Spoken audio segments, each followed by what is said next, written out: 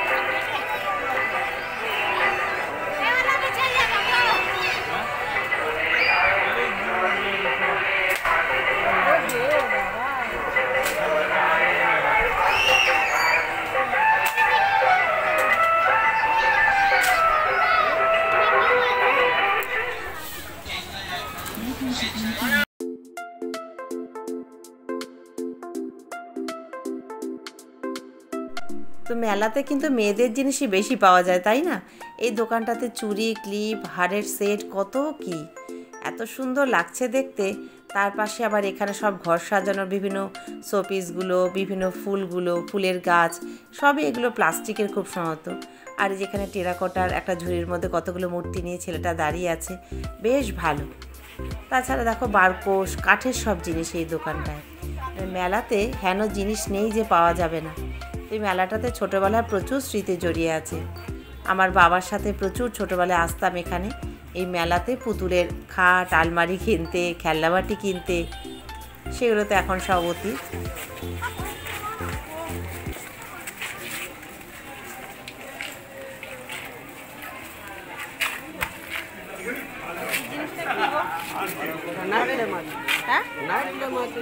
Night lamp কত করে এগুলো? 60, 70, 50।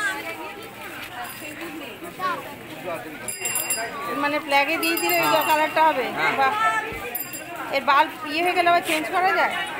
সব হবে, দেখি একটু। এই দেখো এই মন্দিরটাতে কি সুন্দর ঝুলন সাজিয়েছে সমস্ত মাটির পুতুল দিয়ে। তখন যে শ্রীকৃষ্ণ রাধার সাথে যে লীলা করেছিল, বা জন্মাষ্টমীতে যে শ্রীকৃষ্ণর জন্ম হয়েছিল, সব কিছুই এখানে পুতুল দিয়ে সাজিয়েছে, কি সুন্দর ঝুলন সাজিয়েছে।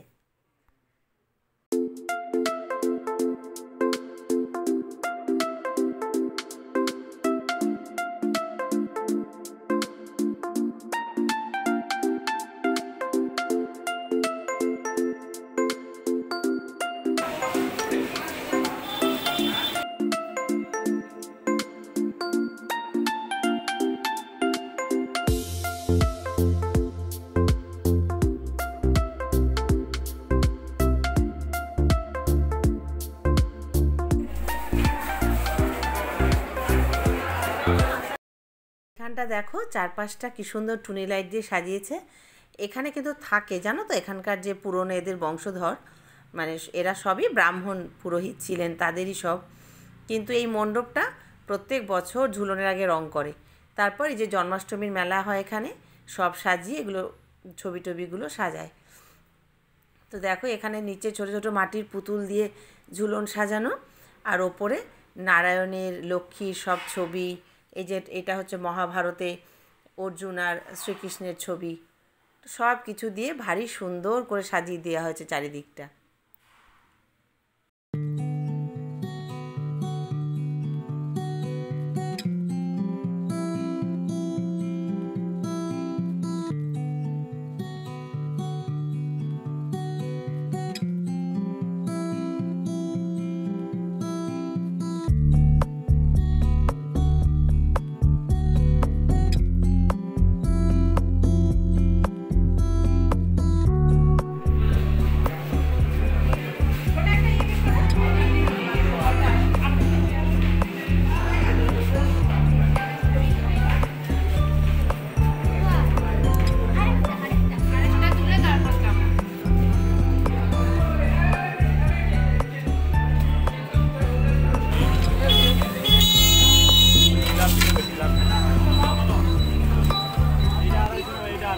বাদাম কিনবো না, কাঠি ভাজা কিনবো না, তা কি হয়? তো এগুলো একটু কিনে নিলাম। আর টুকটাক ঐশ্বর্যা খেলো, কিন্তু ফুচকাটা খাওয়া হয়নি। তো এখানে একটা মন্দির আছে, এখানে আরতি হচ্ছে, তো একটুখানি প্রদীপের তাপ নিলাম, ওকেও দিলাম, আমিও নিলাম। বললাম চল, এখানে গায়ে গঙ্গার ঘাট, তো একটু গঙ্গার ঘাটে বিশ্রাম করে বসে টসে নিয়ে ফেরা পথে থেকে ফুচকা খাওয়াবো। মানে টুকটাক খাবার খেয়েছে, কিন্তু ফুচকাটা খাওয়া হয়নি। তো চলো এবার একটু যাই, গঙ্গার ঘাটে গিয়ে বসি। খুব বেশিক্ষণ বসবো না, অনেকটা রাত হয়ে গেছে জানো তো, সেই জন্য আর দেরি করব না, একটু গঙ্গার ঘাটে বসেই বেরিয়ে যাব। বৃষ্টি হয়ে গেছে তো, যার জন্য ঘাটটা পুরো ভেজা দেখো। আর জোয়ার চলছে জানো, ওই যে অনেকে জল নিচ্ছে গঙ্গার জল, কারণ জোয়ারের সময় না গঙ্গা জলটা বেশ ভালো পাওয়া যায়, মানে কাদা কাদা হয় না আর কি। তো চলো, হয়ে গেছে, বেশ কিছুক্ষণ বসেছি, এবার একটুখানি উঠে পড়লাম আর কি। তো এখন ঐশ্বর্যাকে ফুচকা টুচকা খাইয়ে নিয়ে বাড়ি যাব।